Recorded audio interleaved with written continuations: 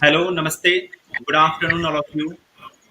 So after the lunch, we have a very interesting panel discussion here, and the panel discussion topic is relevance of holistic curriculum, practical training in pandemic times.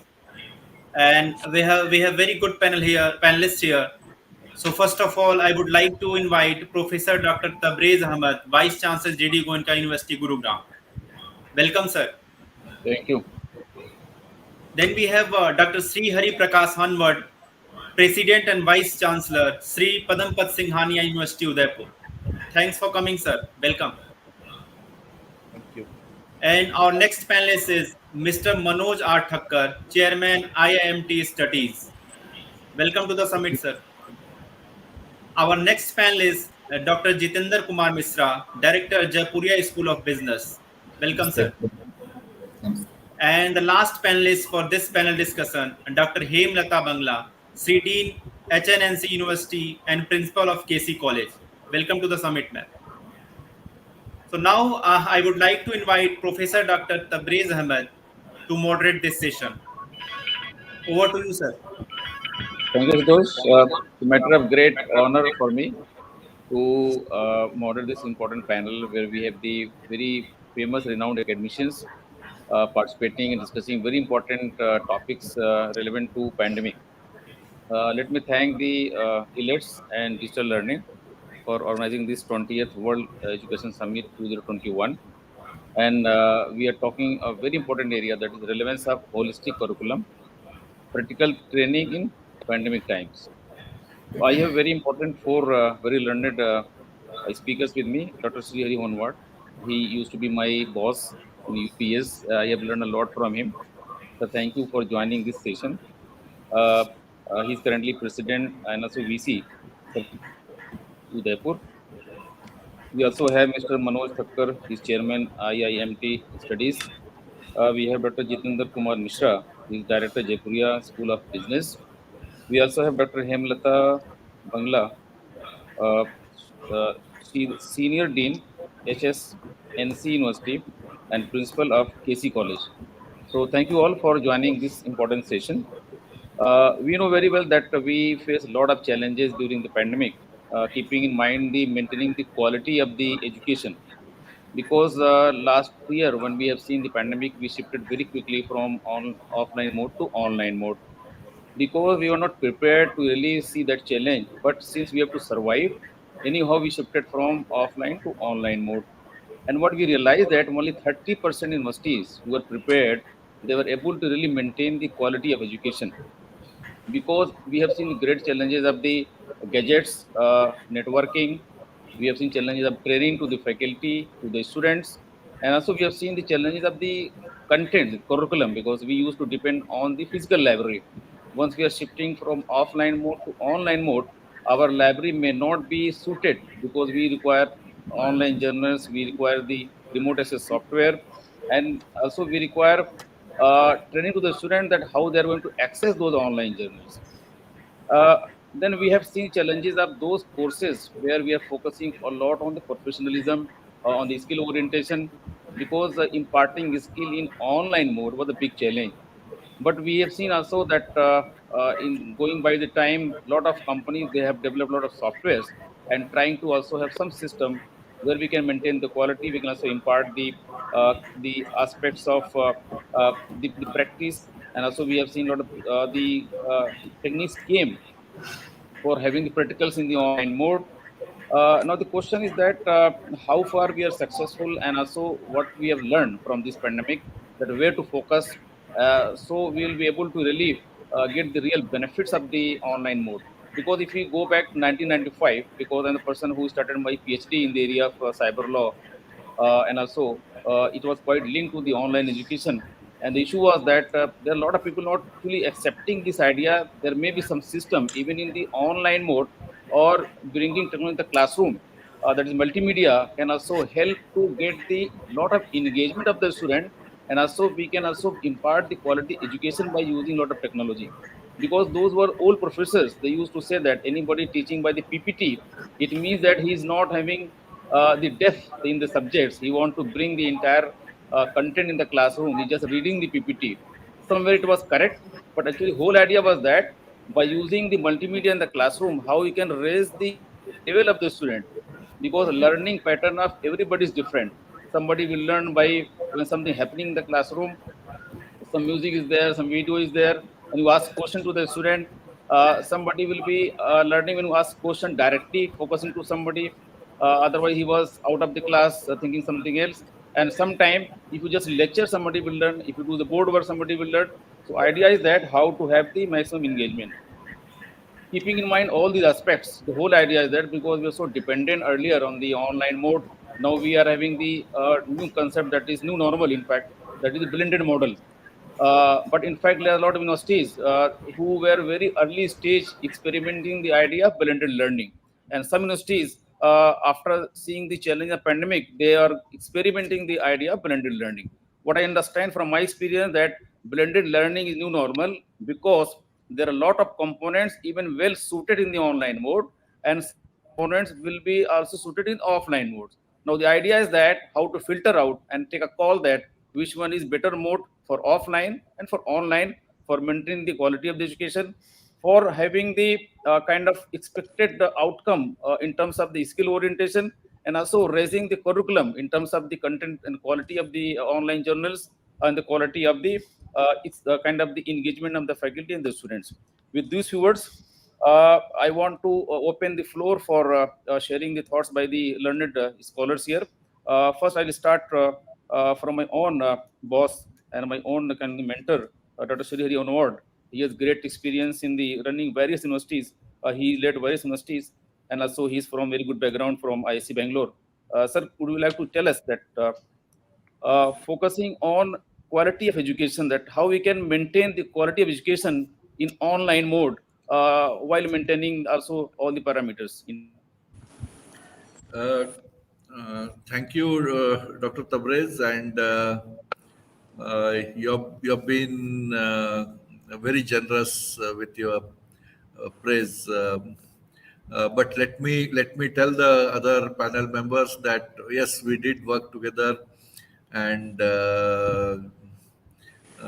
while Dr. Tabrez is kind to say, uh, call me a boss, but well, I'm sure we were all partners in crime in some sense. So, and Dr. Tabrez, I have a very high regard for him, particularly since he built a wonderful school of law, college of law, and probably the one with highest intake in India, Dr. Tabrez, if yes I sir, one of the recall highest correctly. in one single campus. Intake.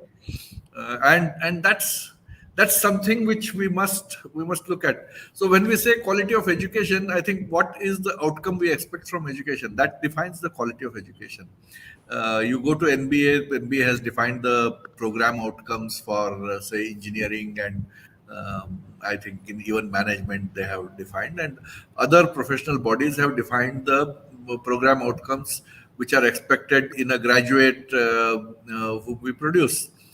But when we look at quality of education, we really need to go back all the way to what Humboldt or McKinsey talked about education. For example, Humboldt said, first create a citizen, create a wonderful citizen by education, and then make a professional out of him, which is very different from what McKinsey said, that all the education should be directed towards the labor market. I mean, where jobs are, we should be directing. I see we are all heading private institutions, and placements is indeed our single most parameter, especially in the minds of the students who take admissions. But that does that define quality? In some sense, yes. If the company is coming back to your campus again and again, it does tell that you must be producing good quality professionals. But we really need to pinpoint as to what constitutes a quality of a professional. I think professional of a good quality is the one who looks for work which will help society, and not the one which will get him an appointment letter and a salary. Uh, those professionals who look for work to support society succeed and those who look for salary will suffer.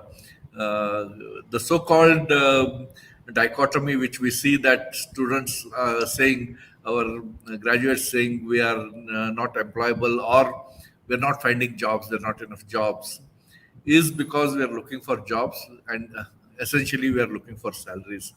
If we were looking for work, I'm sure 120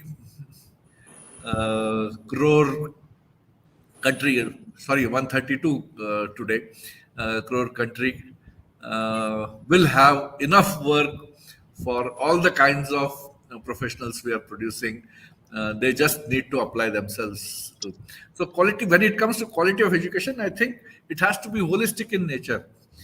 Typically, I find that since I have had this experience, and exposure to people like Dr. Tabrez Ahmad, for example, the law program in most is exposes, other than the law courses, exposes a student to so many other aspects of society, which is missing in our other professionals.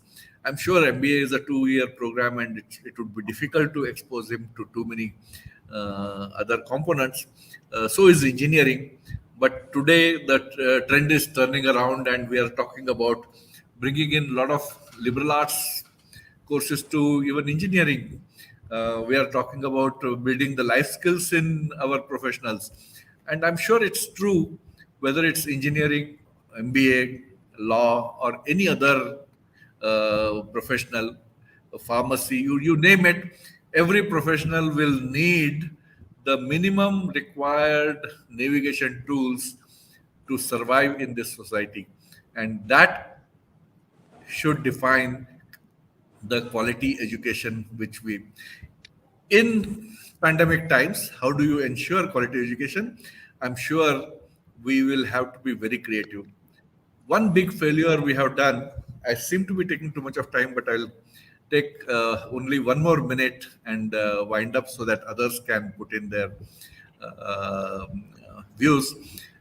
We have unfortunately tried to recreate the classroom in the hope that we will be recreating the quality which we thought we were delivering in the classroom. I have my own misgivings whether we were really delivering that quality in the classroom or not.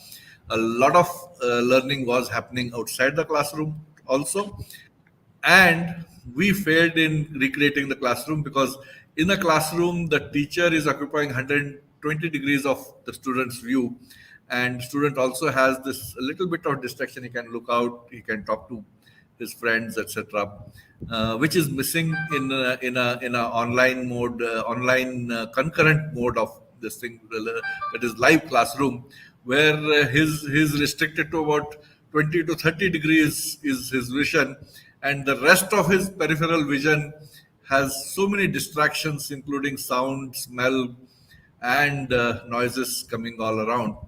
I'm sure we, whoever tried to recreate a classroom, has found that it's not as effective as it was in a classroom, because you can't just capture the attention, and the student attention is another big thing. Their attention spans are decreasing year after year, and today I don't know whether it's even 5 to 10 minutes of attention span which we have for students. Typically, they watch videos which are of length 2 to 5 minutes at the most. Even 5 minutes videos, I think they skip it. That is where we need to change. We need to be innovative if we want to bring back that quality of education. Convert the classroom experience into a flipped classroom experience. Send them videos of 2 to 3 minutes, and have only a discussion of what has transpired in those videos when we come back. I think I should stop here. I don't know whether I have lived up to the expectations of Dr. Tabrez, but I'm sure my fellow panelists are wise enough to make sure that we come back on track. Thank you, Dr. Tabrez. Over to you. Thank you, sir, for really finding out very relevant and focused points regarding the holistic learning. And you mentioned that whether anybody may be from any background, but they should have a holistic learning, and they must have the creativity, and also must be able to get the required skill that is also required for placement. But very Sure. right person that the target should not be the placement, because if the target is placement and only the package, you may be missing the basic aspects of learning that will maybe a lifelong learning. You are just focusing right now on a very minute area for getting a job, but you should True. focus True. on the lifelong learning. And then definitely, if you focus on lifelong learning, what I feel placement will be kind of byproduct. So with these few words, thank Automatic. you very much. Automatic. Very nicely you brought the important points. Let me ask the same question to the next panelist, Mr. Manoj Thakkar. That what is in your thought process? What do you feel that how to maintain the quality of education in the online mode in the pandemic? Thank you, Dr. Tabrez Ahmad, and my greetings to all the panelists. I think this is a very live topic we are touching right now. It's a live wire, I would say. So to start with, and I will be taking 2 to 3 minutes, not more than that. When we are talking about the pandemic situations and when we are talking about the live, making sure that our education is live, it requires a lot of efforts these days. The first thing that I believe, in my opinion, which is most important, is how do we engage our learners? That is something which is what we are lacking with. So my fellow colleague, Dr. Prakash just mentioned that we have to have new creativities in our online education system or any other education system. So, in my understanding, this is the new methodology we are looking forward to. And certainly, it is because new methodology, we would have to have new techniques and new skills in our faculties. That is the first thing. The second important point, when we are wanting to engage our learners, we will have to ensure, for example, if I am a student, if I am a learner, probably I would be expecting my teacher to teach something differently, the same pattern that we might be following in the previous time. That has to be renewed now. This has to be resumed with a very different skills, with very different stories, with very different technology. For example, 3D education. That is something.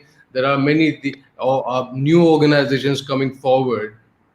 I mean, this is something, a cross-border education we are looking forward to, which would certainly be requiring the focus on quality of education, simultaneously on the globalization. How do we ensure that our learner, because we are getting into online education, probably we would be experiencing many other learners, those are on a cross-border level as well. So they would be coming from different time zones. They would be expecting that sort of level of education, where I would appreciate that our all regulatory bodies, AICTE, UGC, Distance Education Bureau, they are working very fantastically. They have made numerous changes in many great patterns. They have been giving great ideas to make sure that our faculties are engaged, our learners are engaged, our faculties are well trained enough that they get into online education so well as what they go with the offline education too. Because the motto of this sort of education technique would also to have to make sure that how our learners are being delivered with what exactly we want them to deliver. At this moment, on a learner side, if I talk about myself, I would switch off my camera. I would still be marking my attendance, and I would go to sleep. And my teacher is keep on speaking, speaking, and speaking, and that is it. So ultimately, the attendance is marked, but at the same time, I don't learn anything. To make sure that I learn something, there has to be new, very different, very innovative techniques that would have to have. And certainly, there are great ways that our faculty has been enhancing, developing. They are making sure that they are offering something very differently, very uniquely. And they make sure that quiz and everything is being, and certainly, yeah, one more important point right here, online education. When we talk about online education, this has to be from end to end, starting from the registration until the materials, lectures, everything. There has to be a very specific platform that we would be offering to our learners that would also engage our learners. So there are great, it's a very wonderful topic. I would not snatch the entire panelists' time, would request my all other panelists as well, all other fellow colleagues to speak further. Thank you so much for this opportunity. Thank you, Mr. Manoj Thakkar. Very nicely, you brought important point regarding that we have to also focus on new skill that is so required due to the changing pattern of the employabilities and all. And also, we mentioned that we have to keep in mind while delivering what students are expecting, and we should try to match what they're expecting. Otherwise, they'll be losing the kind of track. They may not be interested, and once they're not interested, you know that learning will be very, very low. So, thank you very much for bringing very final points of the learning aspects. Now, I'll come back to Dr. Jitendra Kumar Mishra, and now I want to just change the track, bring to the new question that how, keeping in mind that challenges of the pandemic, how we are going to improve the curriculum, whether we can deliver the same curriculum what we are delivering the offline, or we have to also refine the curriculum and tune to the requirement of the online system, and then again how can maintain the teaching standards in the online system. So thank you, Dr. Tabrez. You changed the track at the end, but that's good. Uh, when we are talking of curriculum, there are two aspects. One is the standard of the program, what we want the people or participant to end up learning while going through the program. And second is who are the learners entering the program. These two are the critical elements guiding the design of the curriculum. And when you look at the curriculum you are talking about, we have not specified. If I say postgraduate management curriculum, so we want them to develop the requisite knowledge, skill, and attitude so that they can be ready professionals. They can take on their roles in the corporate with much ease and much readiness.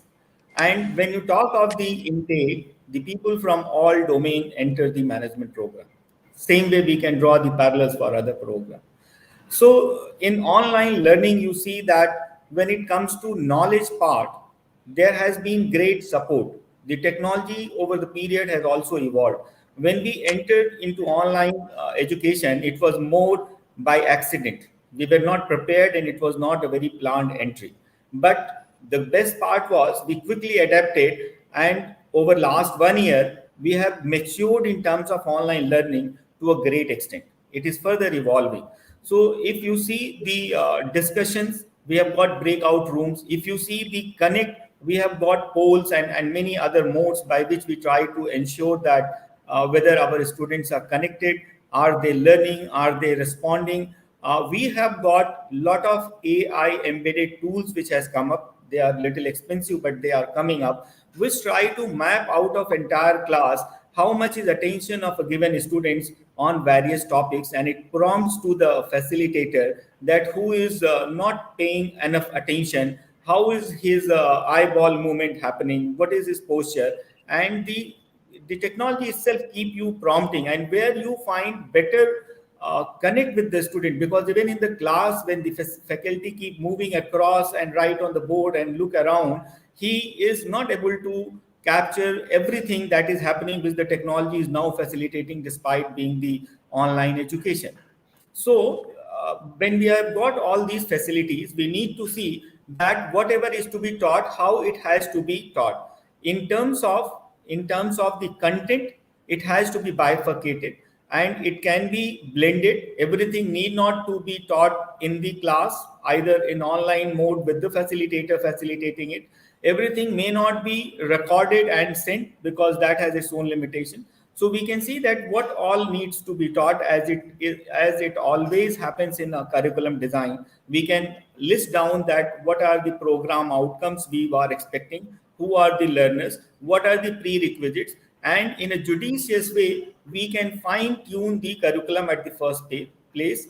And second place, we can try to chalk out the delivery, that how much of it has to be self learning where only discussion and assessment has to happen, how much is going to be the discussion within the group and peer assessment, because students are all distant and bonding, and peer learning has to be facilitated. How much of that portion needs to be facilitated by the facilitator in class as a person, and that way we can try to ensure that learning doesn't suffer despite it is being delivered in online mode. So if I have to sum up, we need to take into account the program expectations. Second, the learners' standards and their levels, their prerequisites. And then we need to ascertain that how this program will be delivered for effective outcome. Thank you. Thank you, Dr. Jitendra Kumar. Very nicely mentioned that about the readiness, that how much we are ready. And then really it was accidental for a lot of universities and colleges who were not ready in the pandemic. And then good to see that a lot of have developed a lot of competency in a very short point of time, whether it is the faculty or maybe the market. They have delivered a lot of tools, platforms for the online learning. It's very relevant that we have to be very clear that what to be taught and how to be taught, because if you're not teaching what is to be taught and also you are not delivering how to be delivered, actual outcome may not be what you expected. Very nice point you mentioned, so thank you very much for your final points. Now I will come back to Dr. Hemlata and ask the same question, that how you feel that the curriculum what we're delivering in the offline mode, can we change the curriculum, make it more suited, more tuned to the online medium, and how to maintain the quality of teaching in the online system in the pandemic? Thank you, Dr. Tabrez, and I'm very overwhelmed to hear the other speakers speaking on various topics on the same issue of relevance of uh, holistic curriculum. The challenges between how you come back to the offline mode and continue to excel, I believe, first of all, I would say that this entire pandemic period, dear friends, I would mention that educators, as educators, we have certainly broken many traditional barriers already of using different innovative pedagogies. And we have been successful in our approach. Everything across the world was closing down, but we continued our efforts. And I think we learned a lot, many lessons that if we can have to transform and we have to be adaptive and we can accept any challenge, when we can go from offline, a complete offline mode to an online mode, and it has to be back to the offline mode, I don't think it will be complete offline mode at all, because we have learned many lessons that to reach out to masses, to reach out to unreachables, I believe this is the best pedagogy, innovative pedagogy. The way we have leapfrog with the use of technology, I think it is going to stay. And I don't think that we would be able to go back and revert back what we lived like this until 2020. We have found our space in the digital space, and that space is ever expanding. And now we can accommodate not the students who are only enrolled in our colleges. So, with a college of 7,000 students, our all distinguished trustees and board members and the provost of the university, Dr. Niranjan Hilandani, kept saying before pandemic, how do we reach out to 45,000 students? Why we should restrict this building to only 7,000 students? I believe we got the answer that now this is going to stay, and we will have to use the hybrid technology, hybrid mode of teaching. And coming to how we will face a challenge, when we had physical laboratories and we believed in the manual working and hands-on training, I believe the same continued, may not be in physical mode, but online mode with the virtual laboratories. Who could stop us?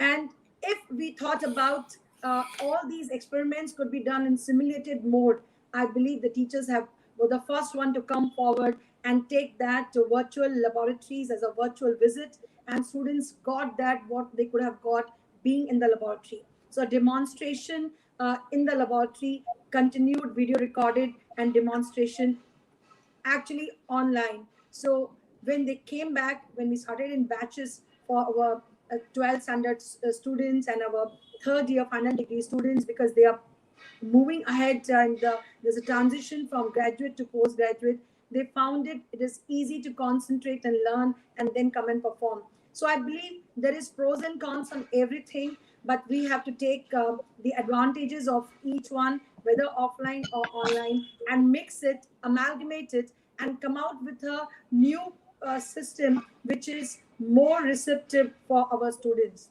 So the pedagogies which we use, it must be acceptable to all the learners.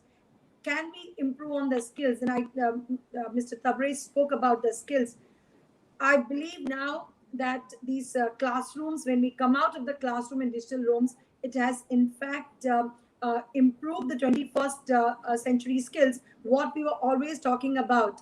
We were talking about critical thinking, we were talking about all the skills. By being online, today a child going to a KG knows how to get into a Zoom platform and teaches parents. So I think pandemic, if we look at, yes, it was quite a year after World War II. It will remember always. It is, but I believe for education, instead of a challenge, can I say, teachers, it tested the teachers' patience and the knowledge, and told the world that the boundaries can be closed, colleges can be closed, but teachers will continue to teach and adopt to any possible situation given to them. So I think this is a salute to all the educationists and all educators and educational system that they sustained. Not only sustained, they have taken a leapfrog, they have gone to the next level, and they will be there. And I think now they will start teaching through virtual laboratories, to VR and XRs and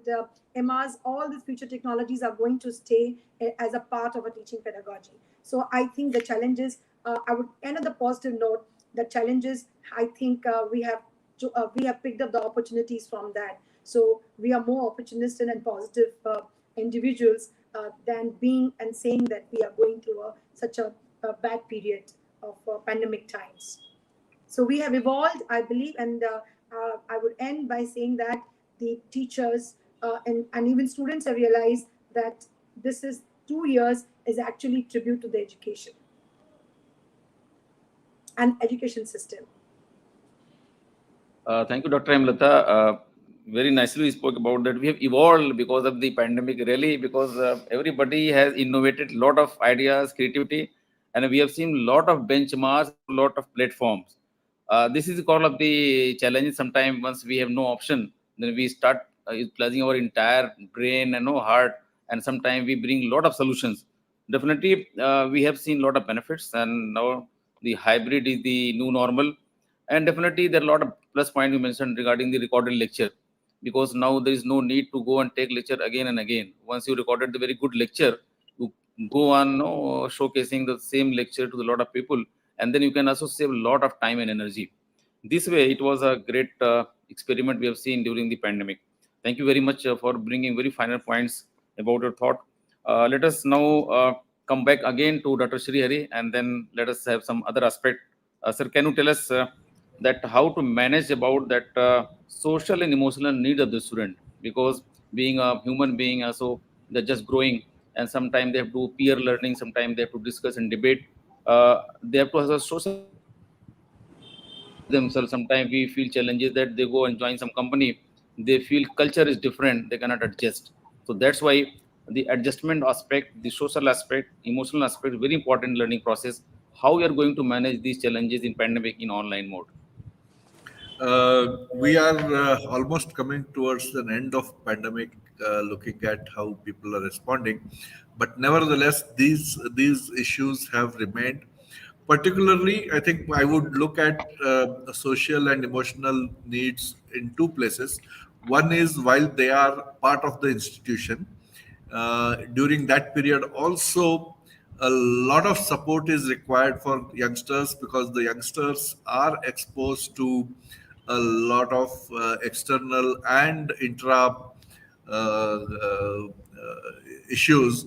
And Dr. Tabrez, you are aware that in UPS we had a counselor, a psychologist on campus who was supporting practically every need of this thing. And in fact, towards the end, we increased their numbers by I think 2 or 3 of them were there. I'm not very sure whether we remember that. I think this is a support which is required, and which the first support comes from the teacher himself or herself, and that attention is absolutely required. Unfortunately, teachers themselves are not, trained to handle all kinds of issues today's youngsters have. So the best option is to train them to understand their emotions, understand their understand the needs, and equip them with skills to adjust themselves to their surroundings. This is avoided if you have an internationalized environment to begin with. If you have diversity on campus, the students see and learn how different cultures are competing. If you have, for example, if you have your students doing, even if it is online courses with students across the world, they will understand how each of their fellow colleagues, how their thinking is different and how their behaviors are different. I think that exposure sometimes will equip the students, have their own ability to learn and pick up the nuances of different cultures, and what they need to be doing. This is where we really come in handy. That's one of the reasons why we have internationality as a very important parameter when it comes to quality of the institution. That's the exposure to the wide variety of this thing. Second thing is, once they go out, I think the alumni association has to provide them with continued support, both in terms of enhancing skills as well as these needs, wherein they could come back to the alma mater just to find a shoulder to cry on, or find a listener who can help them understand these emotions, which the shocks which they are going through, and help them and support them. And alumni associations, therefore, if you recall, in all our accreditation parameters, the contributions to the alumni and contributions from the alumni both are considered equally important. These are the ways I think we do that. But at the same time, uh, building up skills is the best. Building up all the life skills, critical thinking and problem solving skills were considered very high at one time. But suddenly during the pandemic, everybody says decision making skill is the most important. The emotional skills are most important. Ability to be to be grateful was considered very, very important, especially during the pandemic times. And today, in addition to all these, I think we also have these AI and other skills, AI and data analytics skills, which are going to be absolutely important for every professional to pick up on, because they are going to be like one of the things which everybody needs to be aware and needs to use in all their decision making. This is how life is changing, and to cope up with life, you really need to build a human mind. And that is where I was talking about the holistic education, where you bring in values, you make a good citizen out of him, and then you dump him with the professional abilities. That ensures that he's prepared to face the world, face all ups and downs, face difficulties in culture, difficulties in varied competencies, and the way different people think across the world, and he's able to stand up to all these challenges and be successful. I think that's where I come from. Thank you, sir. This shows your kind of understanding about the entire concept, and very in just 5 minutes you've given so many ideas. This shows your understanding of the entire sector and also the requirement of competency of the student. You mentioned a lot about that they should be not only having the required skill regarding the kind of just grateful or maybe problem solving, or maybe kind of adjusting with the international environment, but also they should also be having the latest technical skill like the AI and data analytics. Thank you very much for bringing very final points about that the requirement of social emotional needs in the pandemic and challenges how to handle in the online mode. And ask same question and seek the opinion of Mr. Manoj Thakkar. Sir, tell us about your view how to manage that in online system students' emotional and kind of social needs.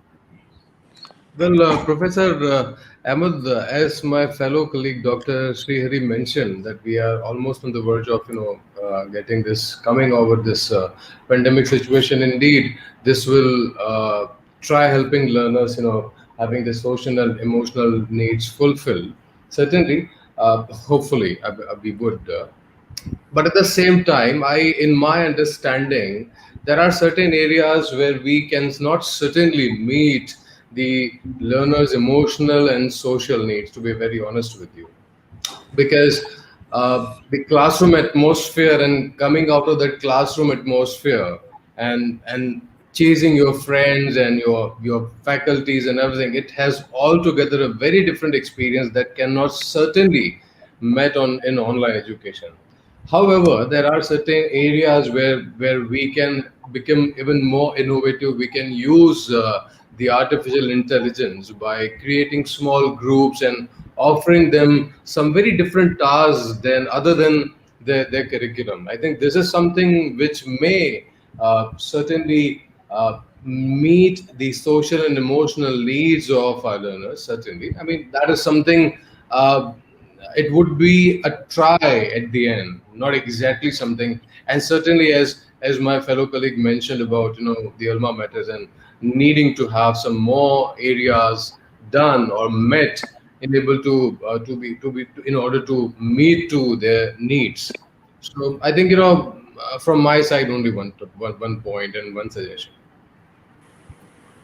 Thank you, Manoj, for sharing your view that how to manage this gap and also this challenge about that maintaining the emotional social need of the student in online mode.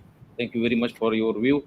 Now let us change the question and ask the next question to Dr. Jitendra Kumar Mishra. That since we are having a lot of professional courses running, and we are also heading Jaipuria School of Management, we may be focusing a lot on the skill of leadership or skill of management, how to develop managerial skill. And since there are a lot of women skill of management, maybe just have 2 years time to complete the course, and it maybe somebody just pass the entire course in 2 years time in online system. So how we ensure that we build up the required practical skill or the skill required as a professional requirement in this pandemic type? I think Manoj have some question. Manoj, yeah, ask me what question you are asking there. Yeah, Professor Ahmed, you are asking all of us the question, but you're keeping all your secrets. How does GD Goenka University is working and ensuring the learners are engaged? So this time, I request you to please answer this question. Okay, okay. So let me share our status because we were one of the lucky groups because we have students from very good background. When we have pandemic, it was very easy for us to switch over from offline mode to online mode because we have inbuilt infrastructure. All the classroom are having the very sophisticated ultra modern gadgets, and Dr. Sri was already vice chancellor of GD Goenka before me. He understand the entire gamut of GD Goenka University. So we are one of the very renowned and well established group in the country. We are known for 26-year school education, and also now we have university where we are running 16 units. We have 12 school, 4 centers. So we are all gamut of the entire multi system where students are from 40 countries. And what Siri was mentioning about the internationalization, we are already internationalized because I was in the campus and we have challenged to how to handle students from 40 countries, how to manage with the government, with the ministries to send back to their house safely. It was for our kind of responsibility. But we have managed that thing. And also now the same challenge is that how to switch over from offline to online mode. Sorry, the online to offline mode because students have so adjusted in the online mode. Now there is challenge to encourage the parents even and give them confidence that they are safe and secure, even coming to the campus because campus is well built, very good dining hall, very green campus, so expanded campus. We can easily manage the kind of the distancing norms. There is no challenge because so many classrooms, See, 72 acre see the campus. So The students the want to come back to the campus, but not to the classrooms. yeah. So, That's correct. That's so correct. both are the now the challenge. First challenge was adjusting from offline to online mode. Now the new challenge is adjusting from online mode to offline mode, because parents are not confident, the students are not confident. Everybody is so much fear in the mind that let us take back.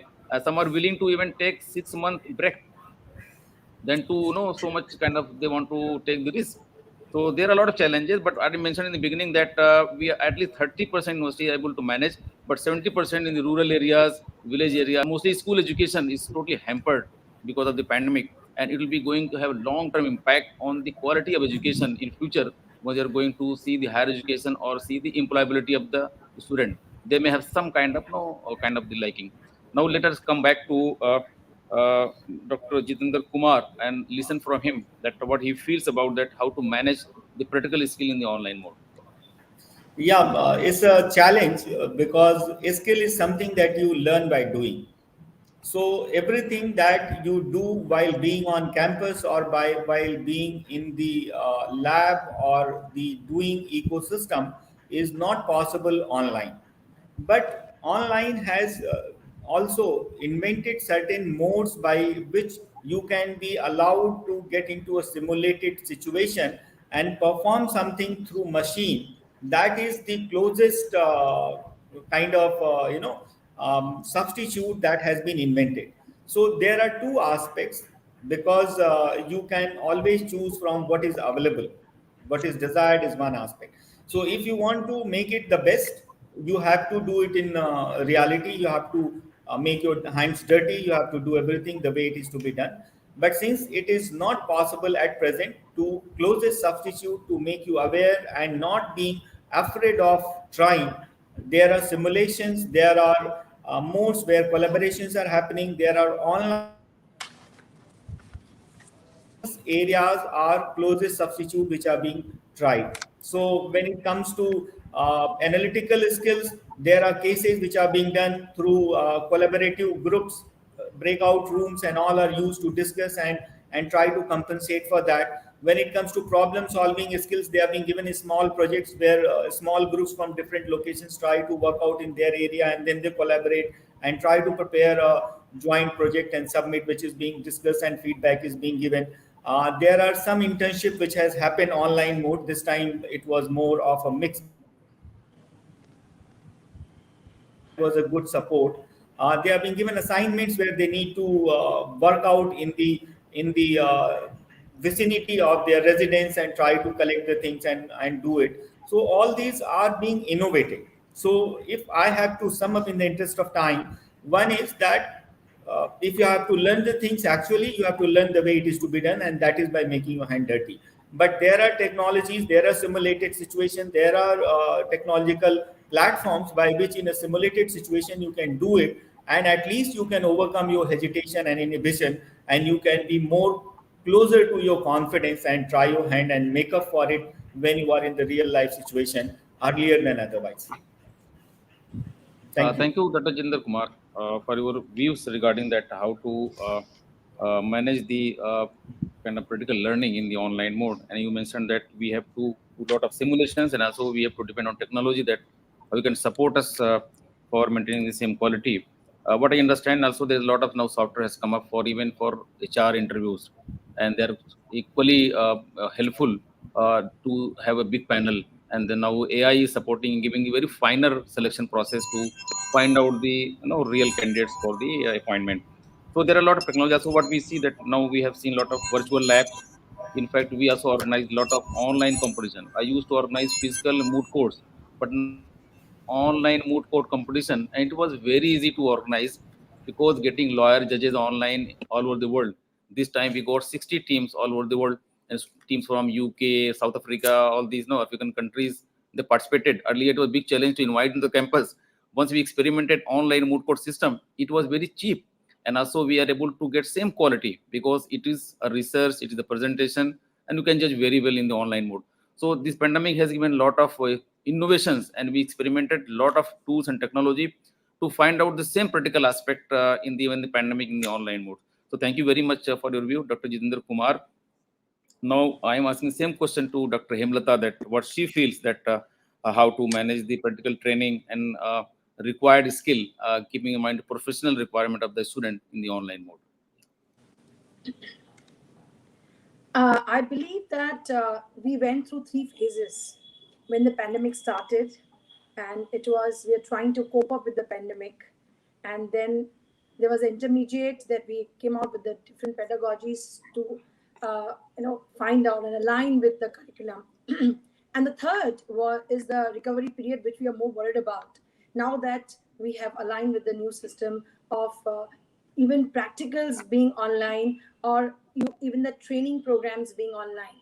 So we realized one thing, that when you want to bring about the hand, and I think Dr. Jitendra rightly pointed out, there's a lot of difference between when you actually when you do learning remotely, and when you do even teaching and practical programming remotely. So we have to bring in those changes in the curriculum. For example, if you are teaching something which requires mechanics or some experimental laboratories or experimentation, we can align and teach them something new like cybersecurity, teaching them artificial intelligence, teaching through artificial intelligence. So I believe using even technology for training purpose is what I believe can transform remote from the manual handling of the or manual teaching to online practical training. All When this transformation takes place, we need only the skills, and we were trying to inculcate those skills all these years in our students, and we realized maybe we are lagging behind. We are still in education 3 and industry has gone 4.0. So there was a lot of gap between industry 4.0 and education still being between 2.0 2.5. So I believe even this pandemic, I'm so optimistic about this. On one hand, I keep telling them, on one hand, you may be able to handle your physical health, mental health, but see to it that you emerge out as leaders, because by being in teams, learning managerial skills, having leadership skills, doing projects together, nothing can stop you. Time will come. You will be back in the laboratories wherever you require help for practical training. But I do not think myself anything could be stopped more than the point which was risen by other members, and your question about the emotional health or the needs of the students, or economic needs of the students. But it could easily be adopted. Training also could be done online. Of course, there was, as we said, there are pros and cons. But what is that we could not do online? We have to ask. I will add to one point. When you talk of training of the students, it's not about only the experimentation, about extracurricular activities, about dancing, is about music, is about conducting events. What is that they could not do? So the platform rather brought them together. They learn to face challenges together. It is in a quick mode. They've adopted all the skills which they would have taken a couple of years. So I believe the challenges which pandemic has posed, we as teachers, again, I would say, even the researchers, they have continued their research. To a certain extent, R&D might have been affected, but still, the survey-based research and the review-based research continued. And hence, I believe India marched ahead, even continued, teachers continued to publish papers.